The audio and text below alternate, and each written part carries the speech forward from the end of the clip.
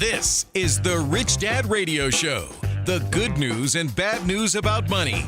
Here's Robert Kiyosaki. Hello. It's Robert Kiyosaki, the Rich Dad Radio Show. The good news and bad news about money. And of course, that's that oldie but the goodie. It's by the Romantics, I believe. And it's about the secrets that you keep. And what we're talking about today is your most important asset. Your most important asset in the world is your customer. And we all know that a lot of times we don't tell the owner of our establishments what we think of them. You know, we just assume we got their money and slam, bam, thank you, ma'am, you're out of here. But the most important asset a customer, a company or a business or an individual has is the person that hands them their money. And that's the person that many times we abuse the most. And because the customer won't have the guts to tell you. So that's why the song is by the Romantics, Secrets That You Keep. And the person and the organization that has got that wired, because the most important person is that customer. How do you take care of them? It's called customer service. And our guest today has an excellent book. It's called Excellence Wins. It's by Horst Schulze. He is the founder of a little company called the Ritz Carlton. Kim and I, that's our favorite hotel chain. It is the best because they know what we think about. They know what we say. They know what we want. They know what we want. They're the best at it. So if you think you're going to get rich by being cheap and abusing your customer, you got another thing coming. You better grow up. So our guest today, again, is Horst Schulze, founder of the Ritz Carlton. If you haven't been to the Ritz Carlton, treat yourself. You'll get an idea what it feels like to know what customers want. Right, Kim? Yes, and he also, now Horst has founded a second company, and he's chairman and CEO of Capella Hotels and Resorts. So we're going to have to go check out Capella because if it's Horst is saying it's better than Ritz Carlton, so we got to go check that out. Different. You know, different. Ritz Carlton is certainly a great company. I'm proud of what was accomplished there, what we created. But I wanted to, when I retired, I needed to do it one more time in the ultra luxury mode, because frankly, 20 years ago or so, luxury was changing into affordable luxury and ultra luxury. For example, 20 years ago, if we would have asked anybody what's a great luxury car, they would have said Mercedes. Today they may say Bentley. So there is a I see what you're saying. Change yes. generally in the consumer's opinion. So we created a Capella, our own small hotels. In fact, I'm sure most of you and your listeners have seen one on TV, and that's when Trump met with Kim in Singapore. It was in a Capella hotel. Oh, wonderful. Well, if Trump stays there, he must know service, right? Yeah, I hope so. You're right. He has, frankly, he has some great hotels. Some of the Trump hotels. Yeah, he does. Yes, he does. And I just want to say your book in Washington. Yes, and your book, Excellence Wins, a no-nonsense guide to becoming the best in a world of compromise. I really, really recommend this book to every single business owner because it's all about how you take care of customers, and your stories are very compelling. And the thing is, I grew up in Hawaii, so I understand Hawaii is the hotel business, and the business is called Heads on Beds. Heads on Beds. And if you have to keep chasing that next head, it's expensive because your biggest expense is called customer acquisition. So if your customer keeps coming back to you, actually it's more profitable and less expensive. Am I correct? Exactly. Exactly. Well, that's exactly what I present in the book. If you dig into it, you would see. Well, my point there is more turns around customers, leadership, and employees. That's how it runs together. But what my point there is mostly is, if you have a real great business, number one, what you do is keep the customers that you have. Number one. And it cannot be interfered by anything else you do. Number two, you get new ones. Number three, you get as much money as you can from the customer. Wait a minute, without losing them. Without losing them. Value. without losing them. So that means you give them value. Yes. And I want to say, Kim and I, every time we go to Singapore, now we're going to change to the Capella, but we've always gone to the Ritz Carlton simply because they know what we like. There's no hassle. The staff is unbelievable at customer service. So this is my question. I love that hotel. I frankly love that hotel. Oh, it's beautiful. And by the way, it's the same ownership than the Capella, by the way. That's how I knew them. I had opened, you understand, hotels are not owned by the operators, owned by some individual people. And so we created Capella. But be careful before you say you go to Capella, because frankly, we are much more expensive than the Ritz. So let me ask, what is different from the Capella to the Ritz, or the Ritz to the Capella? We, for example, we don't take large groups, conventions, or anything like that. It's all individualized service. Basically, we're saying, make it very clear, we do everything for you as long as legal, moral, and ethical. When you have a reservation, we get a hold of you and say, when you come to Singapore or wherever, what can we do for you here? We are here for you. Do you have a diet? Do you have an allergy? What can we prepare for you to visit in Singapore, etc., etc., etc.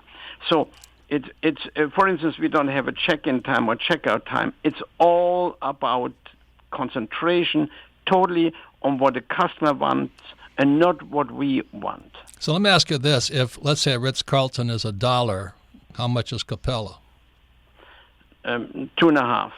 That's not bad. Not bad at all. Not bad. So our rate is about, very simply, in Singapore, the rate of Ritz-Carlton is about $400 a night. Ours is about $1,000 a night. Got it. So let me ask you this. Do you call it FIT, Free Independent Travelers? Well, yeah, we only have independent travelers. Yeah, That's what it is. So the interesting thing with us, with Ritz-Carlton, is practically, and that is true for the top market, practically every customer comes through a travel agency today. In our market, the lower markets, that's not true. So with other words, I cannot afford to lose a single customer, because if my customer is unhappy, because sure as heck, the travel agent will call them after they stayed with us and say, how was it? And if it wasn't good, they're going to leave me. So let me ask... The travel agency is going to take me off their shelf. So I have to make sure that every customer leaves exuberant about who we are. So let me ask you this, Horst, because one of the hardest things of business, of course, is managing people. And with hotels all over the world, you have thousands and thousands of staff. How do you get the staff to treat the customers the way you want them? Well, first, it's like everything else. It's a system. You have to hire the right people. When I hear people saying, well, our labor force here, what do you mean about the labor force not good? The individual employee cannot help it if he was raised wrong by his parents, but you may be the dummy that hired them. It's you. You are the leader. You may not hire them right. You may not align them right. Everybody talks about alignment, and nobody seems to really know what it is. Alignment is meaning every employee understands and is part of the objective of the company, part of a dream, belonging. And not they were hired, an employee is hired to be part of the company and not just fulfill a function. The function is only there to accomplish an objective. The chairs on which we're sitting is fulfilling a function. We hire human beings. To join our dream. And they know, of course, the motive of the dream. They know how their own motives are connected to these motives. They know clearly what the customer expects from us. They're truly aligned. It's not just a buzzword which exists today in every company, alignment. And most people don't even know what it is. It's the same as the word purpose and mission and customers always king and all that. There's just empowerment. Talk about empowerment. Oh, empowerment. And when you ask them, nobody's empowered to make a decision. They have to call a manager when something happens. That's why drives me nuts. That's why in Ritz Carlton we empowered every employee to make a decision up to $2,000. What does that mean? What does explain? If it costs $2,000 to make the customer happy, the employee is empowered to make that decision? That's correct. That's fantastic. Now, nobody ever gave $2,000. They bought when the guest came for breakfast, hypothetically, and the waiter said, "I hope you had a nice night." And the guest said, "No, I didn't, because my toilet didn't flush." In that moment, the waiter owns the toilet and says, "Please forgive me. I'm so sorry. I feel so bad. I'll buy you breakfast." So those are the things we do. In that moment, instead of having a customer that leaves negative, a customer is leaving very positive and talks well about you and wants to come back, rather than talk negative and doesn't come back. That's heads on beds. You want them return. That's the most expensive acquisition, is that customer. If they come back, your cost has gone down. Yeah, and imagine if I can turn that customer down that is negative, who is essentially a terrorist against your company because they leave and talk bad about you. Right. If I can make the same customer an ambassador for the company, what a switch around. Just because I bought them breakfast or sent a fruit basket or bought them a glass of wine and said, "Forgive me," instead of arguing with them and say, "I call the manager."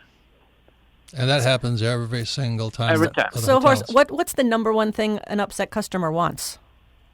Yeah, well, that's a fascinating question, because here's the thing. 96%, we know that we started that very, very careful. 96%, all they want is get rid of their frustration, and somebody accepts the complaint and says, "I'm sorry, forgive me." 96%, all they want that somebody, but if you say, "Well, they don't have that," "Well, that always happens," or "Well, I have to tell the manager," it is not accepted, and consequently the frustration becomes worse.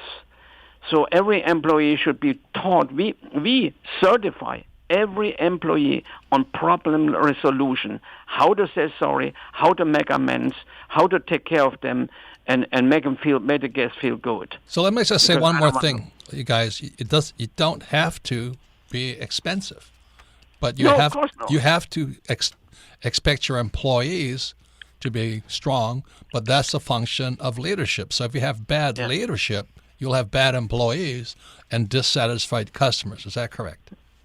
For me, it's all leadership. Everything's leadership. The people that you hire is leadership. How you align them is leadership. How you set an environment where they like to do the job rather than have to do the job is leadership. It's all leadership. Right. But what we do if an employee is not good, we say, "Well, that was not good," and then it's gone. Instead of questioning ourselves what we did wrong, not to keep the positive attitude in their hearts. Right. We have to learn that. Right. Once again, it's Robert Kiyosaki, the Rich Dad Radio Show. We're talking about the most important person of your business, the most important asset, and that's your customer. And most people today are turning and burning them, and then they wonder why their costs keep going up. If you have to market to another customer, your expenses have now doubled. But as Horst says, you piss off one customer, they'll tell 100 people. You keep one person happy, they just come back. So the problem with upsetting somebody is they get even by bad-mouthing you. That's the worst, right, Horst? That's correct. That's correct. I always say there are three types of customer. The one that are dissatisfied, who are terrorists against your company. Yeah, and they'll tell more people than... Anyway, I just did that. I was in Connecticut at this program, and the management was so horrible, I'm never going back. I mean, never. So that's the price, you guys, of having bad leadership, bad employees, and then bad customers who don't come back. Yeah. When we come back, we'll be talking more to Horst Schulze. His book is called Excellence Wins. If you're going to be in business, you've got to know who your customer is and take care of them, but also as a function of leadership, which I know I can personally improve upon, but then that filters down throughout the entire company. Bad leadership. Any final comments, Kim? No, I'm just excited to get back to Horst because he's got a great credo. When we come back, I want to learn about it. He says, "We are ladies and gentlemen serving ladies and gentlemen." And I want to find out how he gets that throughout the entire system. When we come back, we'll be talking more about how Horst takes care of the most important person in any business, the customer. We'll be right back. Welcome back. Robert Kiyosaki, the Rich Dad Radio Show, the good news and bad news about money. And once again, that's a song by the Romantics, Talking in Your Sleep. Our special guest today is Horst Schulze. His book is called Excellence Wins. And any one of you who is an entrepreneur or who wants to be an entrepreneur or dreams of becoming an entrepreneur, you've got to read this book, Excellence Wins. And the reason is your most expensive commodity is your customer. It costs a lot of money to find a customer. Then if you piss them off, you've now got what Horst calls a terrorist. So that's why you got to take care of them. So once again, you can listen to the Rich Dad Radio Show anytime, anywhere on iTunes or Android. And all of our programs are archived at richdadradio.com. We archive them for one reason, so you can listen to it again. Because repetition is how we learn. But most importantly, if you have friends, family, or business partners, listen to this program again and then get the book and study it. Because we're talking about your most important asset, which is the customer. But your customer could also turn into your biggest liability. And that's why companies go broke. My rich dad was in the hotel business. That's how I know about FIT and all this. And when the major chains came in like Hilton and those things, he had to compete. And his target market was the local market, the people who grew up in Hawaii. So he cut out all the flower lays and punch and all this stuff. And he just focused on what the local customer wanted. And he had repeat customer after repeat customer after repeat customer because he knew his customer. They weren't there for the hula and the flower lays and all that. They were just coming for some time off. They liked, local food, and they didn't want the mainland food. So he really knew his customer. And then, I don't know if you know this, Horst, but he built a thing called the Hyatt Regency on Waikiki Beach and just sold it for $800 million. But he, oh wow! But he had to get. That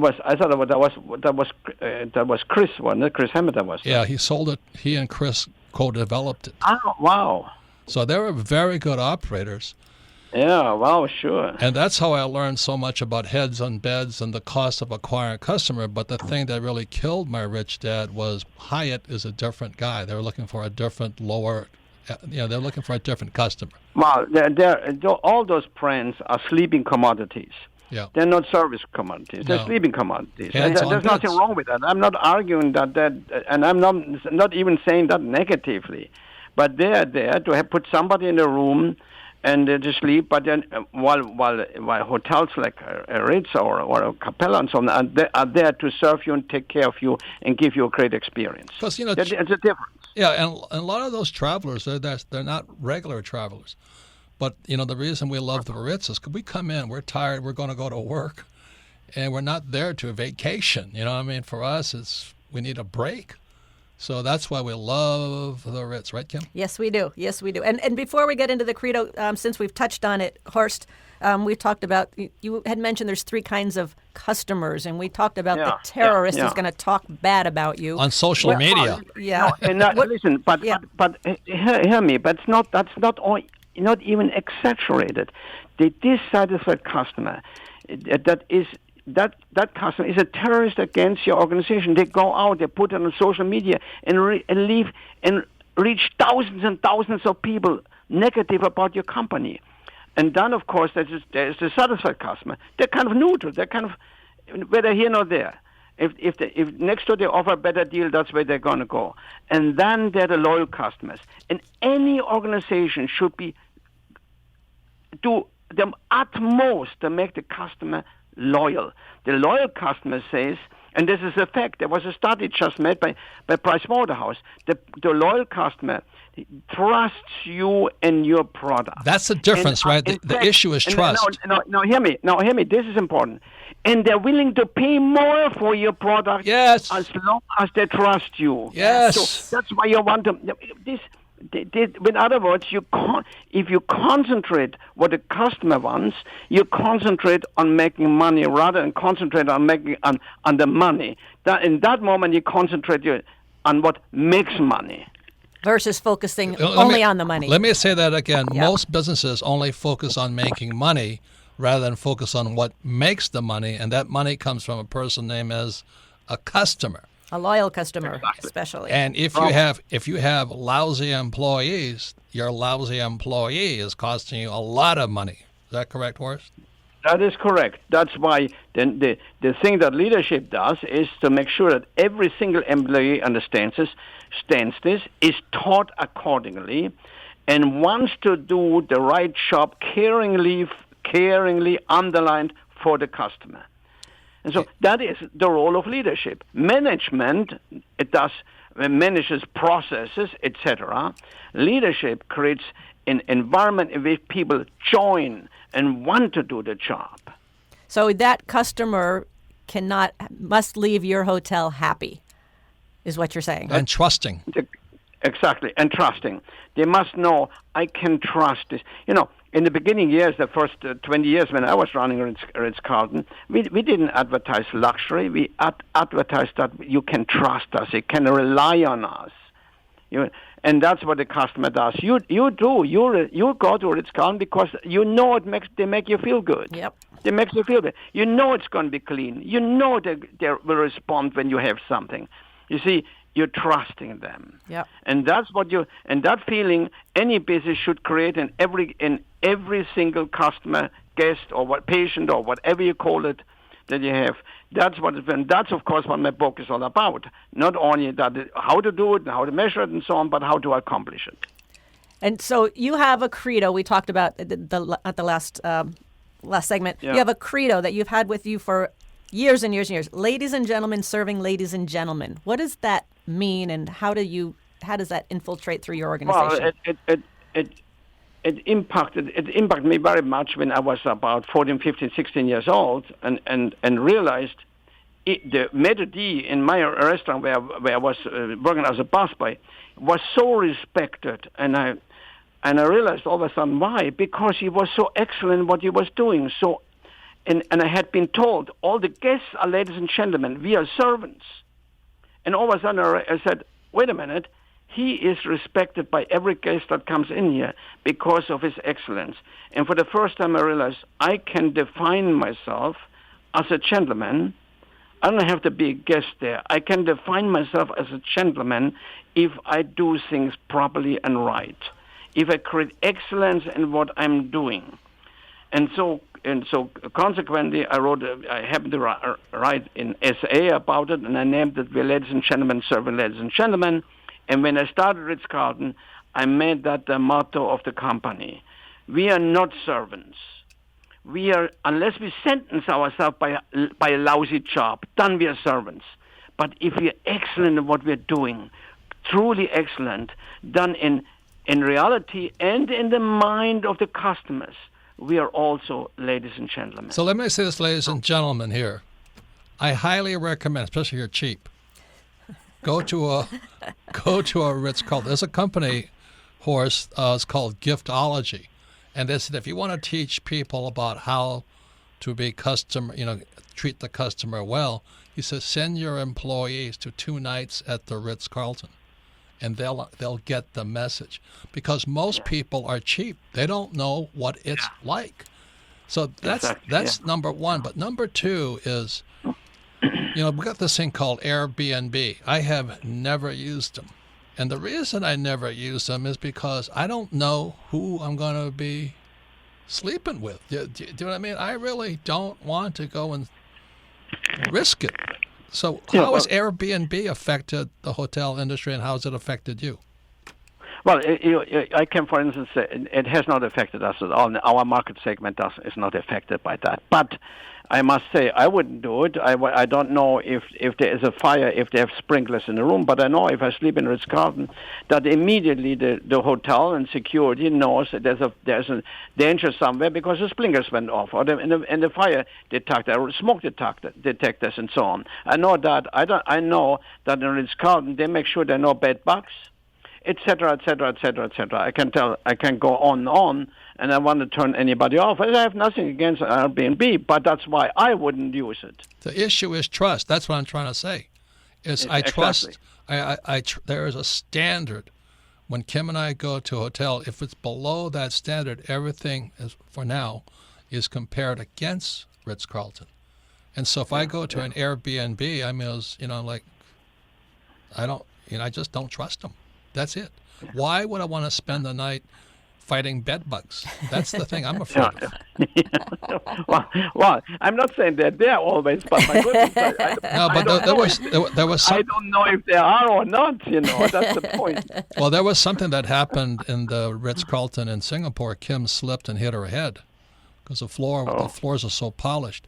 That manager was up there. Oh my goodness! They had a doctor on the spot immediately. They took such good care of me. They were out. It was amazing. That was when it was like we became customers. Yeah. Does that make sense to you? And take a soaking bath and look over the city at the same time, and you feel good again. There you go. I know that window. Yeah. I know that floor. Yeah. It's an ochre color. It's beautiful. But what else I pick up, Horst, in your book is you empower your employees, and they're really problem solvers. And there was a story about room service, and you were getting a lot of complaints at one of the hotels about room service, and they dug and dug and dug, and where most people would have stopped, they went to like 5-6 levels of what really caused the problem. And well, that is a strong starting of continuous improvement. That means when a mistake in our company now with Capella, and I teach that a lot now, is when a mistake happens, we usually jump on the problem, the mistake that happened. But it is statistically, that's a fact. Nobody can argue facts. That's a fact. Statistically, the reason for the mistake that is there, be it a spill or whatever, is 5 steps away. Yes. Lies 5 steps away. So you dig into it and work with the team. So when we have problems happen, if a problem repeats, we put a team on that is connected to the problem. That means in room service, if like in this case, if it happened in room service, we put a room service team. That means the order taker, the busboy, the waiter, the cook together and say, find the reason for this mistake. In the case of this room service was slow service. Find the reason. And they dig and dig and dig until they find the root cause. And once I eliminate that root cause, that mistake can never happen again. That means your company just became a little tiny bit better than it was before. That's what you call it. It's a systemic problem, not just an individual problem. That's right. So we work on that. I make sure right now that every hotel has at least 5 teams right now looking for the root causes of problems that reoccurred. So I know that within a few months we're a better hotel than we were before. Let me ask you this then: how do you handle a quote unquote an employee that doesn't want to be there? Because that's one of the biggest things I hear from business guys is how do you find good employees and how do you get rid of the bad ones? Well, don't hire them, right?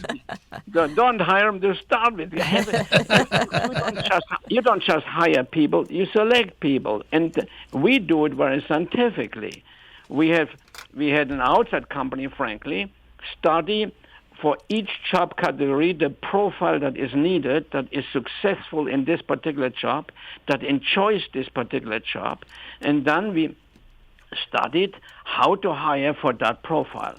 Next, when people come to work, and again, I explain that carefully in the book, when people come to work, the next thing that has to happen, the first day they come to work, there has to be an exceptional orientation and not turning them over to have somebody fill out some papers and then turn them over to somebody who teaches them the function. What happens? You start a new job and the boss says, "Oh, we're a team here." This pathetic team speech. Well, what's a team? A team is a group of people who have a common objective. So the objective is not given just we're a team here. And work with Bill over here, he knows the ropes. You're not in a rope business, but somehow Bill knows ropes. And then you turn him over and Bill tells him on the way to the workplace, this company sucks. That's their orientation. How can we expect something from an employee like that? We don't let that happen. We give orientation. In fact, the first 50-some Ritz Carlton Hotels, when they open new or we talk them over, I gave the orientation. I told them, I invite you to be part of us. Here is our dream. Join us not for work, but for the dream. And then let's work together to accomplish that dream. So let me ask this one last question. You know, let's say you have dissatisfied customers. You also have dissatisfied employees. How do you handle an employee that gossips, that's always saying bad things behind people's back?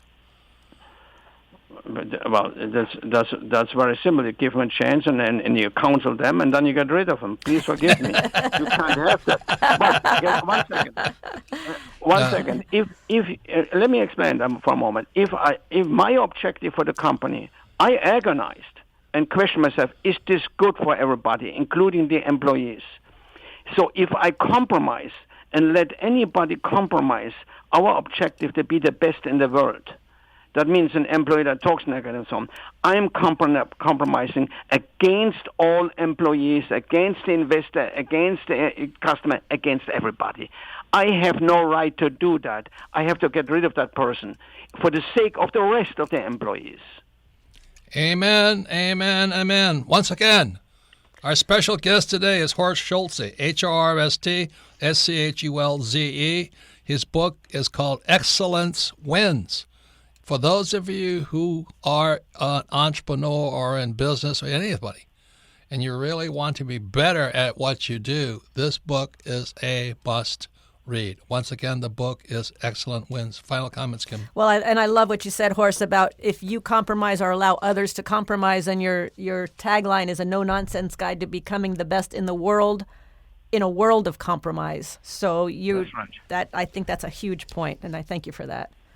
Thank you very much. Thank you very, very much, Horst. You have no idea. Delighted to be with you. Yeah. Oh, such a pleasure. And congratulations again. And next stop is Capella Hotel. And Love it. Good. Love it. Try it. We'll be back. We'll be back in Singapore soon. So at least we'll be there. Yeah, we'll be there. Yep. So we'll ask it. We'll be there. So thank you very much. Yes. All the best. Thank you, Horst. God You bless. too. Bye-bye. Bye-bye. Thank you. So one more time, I thank Horst Schulze. If you don't want to study, don't read his book, don't be an entrepreneur and struggle and be cheap.